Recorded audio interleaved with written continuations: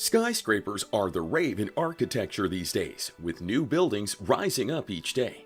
The Egyptian pyramids were some of the tallest human structures in the world. But in this day and age, modern skyscrapers have redefined the terms of what human architecture can do.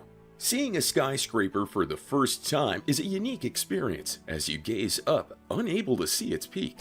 The world's most famous skyscrapers can be found in Hong Kong, Manhattan, San Francisco, and the Middle East. There's no indication skyscraper construction is stopping soon. And so, when humans stand before skyscrapers, we can't help but wonder how modern-day skyscrapers are made. That's the question we're going to answer in this video. A brief history of skyscrapers. The early days of skyscraping construction can be traced to Louis H. Sullivan. He played a role in the vision of skyscrapers we see today. He was an American architect known as the father of skyscrapers. His notable works on the Union Trust Building, Wainwright Building, and Prudential Building shot him to prominence. Due to this, the 3rd of September is dedicated to him in honor of World Skyscraper Day. Before the glass sculptures you see today, skyscrapers officially began in 1885 with the Home Insurance Building in Chicago. The building doesn't carry the same grandeur of skyscrapers we see today. Standing just 10 stories, approximately 138 meters, the Home Insurance Building was considered the world's first skyscraper. However, this can't be compared to the Burj Khalifa in Dubai. The Burj Khalifa reaches the sky at a staggering 828 meters. That's 2,717 feet. So, the Burj Khalifa holds the record as the world's tallest skyscraper. Currently, China has over 3,000 skyscrapers, ranking first in the number of skyscrapers in a country. Out of the 3,000 buildings, 120 of them exceed 300 meters in height. The US comes second with 900 skyscrapers.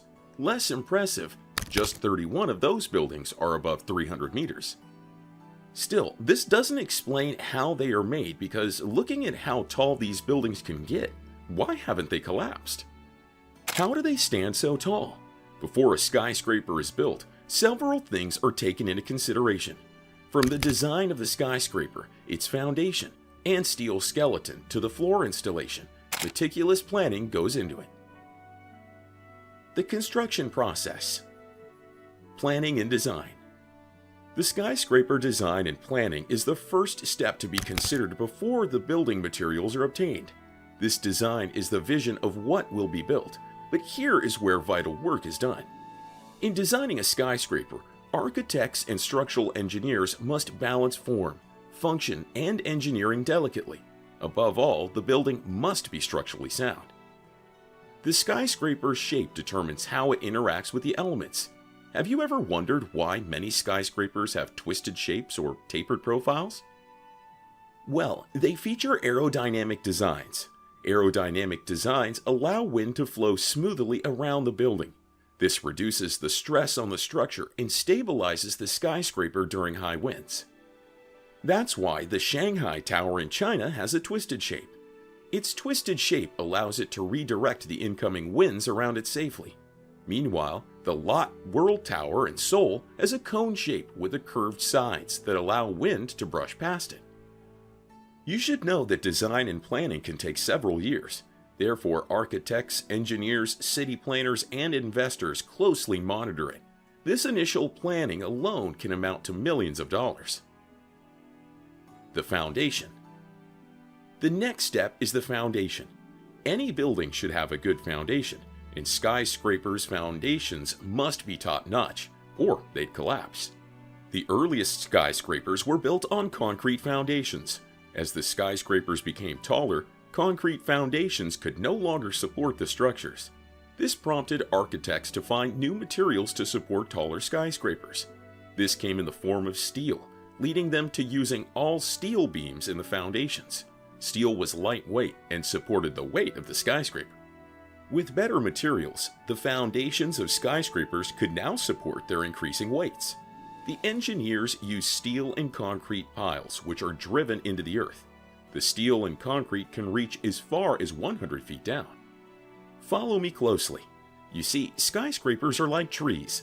As the tree gets taller, its roots have to reach deeper into the earth. The same logic applies to skyscrapers. Yet, the Burj Khalifa was constructed on sand, breaking convention. Most skyscrapers' foundations are laid on bedrock. The puzzling thing is that Dubai's land is made of sand.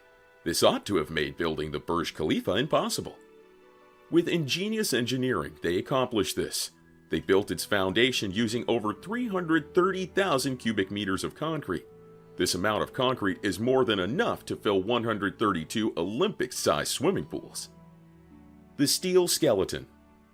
Right after the foundation is laid, the steel skeleton is installed. Think of the steel skeleton as the bones in the human body. The steel skeleton is the megastructure that gives the skyscraper its structure, holding it all together. If not, the building will collapse under its weight without it. To construct the skeleton, they first have to install vertical solid steel beams. The beams are stacked on top of each other, connected end to end. They come together to form tall columns that give the skyscraper its height. With that done, they add horizontal steel beams called girder beams. These connect the vertical columns to one another. Think of them as rungs on a ladder. These vertical and horizontal beams form a frame that holds up the building when connected. This design allows the building to share the weight evenly across the beams. A stable steel skeleton keeps the skyscraper solid and balanced. While all of this is happening, the building's floors would have been accounted for, so the elevator shafts would be installed within the steel skeleton. Concrete, floors, and facade installation. Concrete is poured in on each floor with the steel skeleton up to create sturdy platforms for each level. As all this comes together, glass windows and exterior panels are added.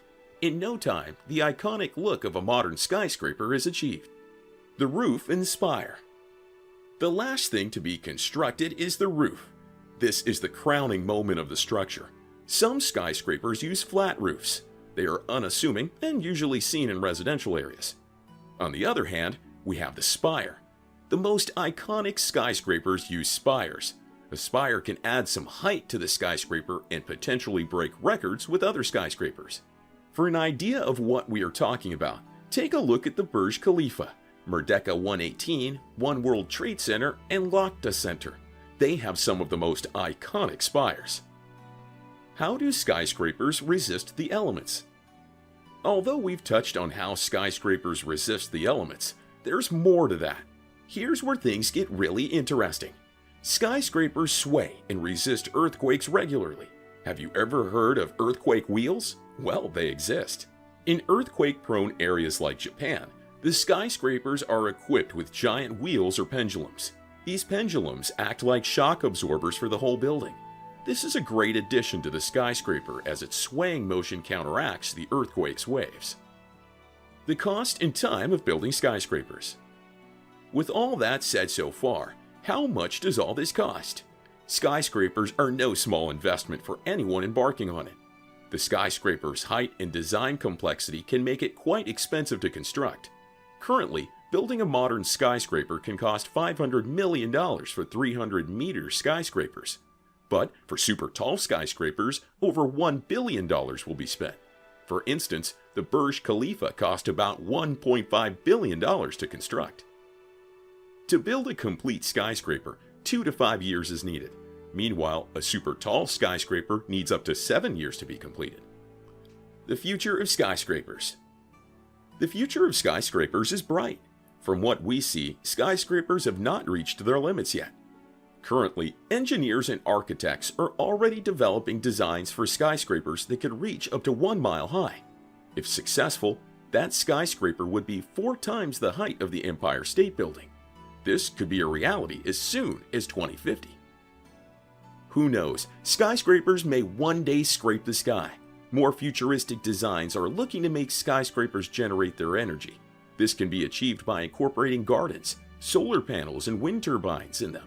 Someday, skyscrapers could become self-sustaining ecosystems.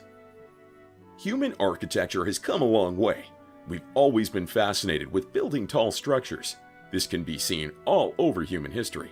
The Tower of Babel, cathedral towers, to modern-day skyscrapers are but a few examples. We keep pushing the boundaries of what's possible in architecture and engineering, as we continue to reach for the sky. Who knows what heights skyscrapers could get?